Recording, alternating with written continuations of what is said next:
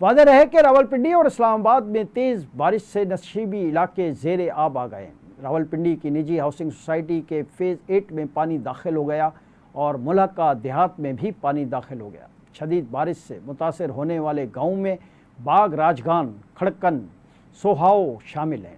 Traffic police کے مطابق Adiala circle اور بسکٹ فیکٹری چوک پر بارش کے پانی کے باعث ٹریفک کی روانی متاثر ہے۔ ملک کے مختلف مقامات میں جاری شدید بارشوں کے پیش نظر عوام کو غیر ضروری سفر سے گریز کا الرٹ جاری کر دیا گیا ہے۔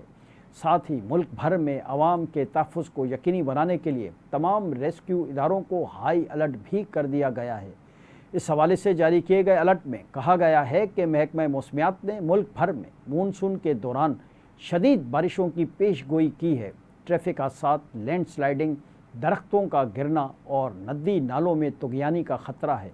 الرٹ میں کہا گیا ہے کہ سیاح بارشوں کے دوران غیر ضروری سفر اور سیاحتی مقامات پر جانے سے گریز کریں۔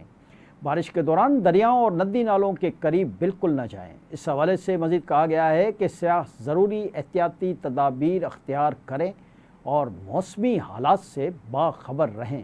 جی ناظرین، ادھر خیبر پختونخوا میں اگلے چند دنوں میں مزید مونسون بارشوں کی پیش گوئی کی گئی ہے۔ صوبے میں مزید بارشوں کی پیش گوئی کے پیش نظر وزیر اعلیٰ خیبر پختونخوا نے صوبے بھر میں خصوصاً سیاحتی اضلاع کی انتظامیہ کو الرٹ رہنے کی ہدایت کی ہے۔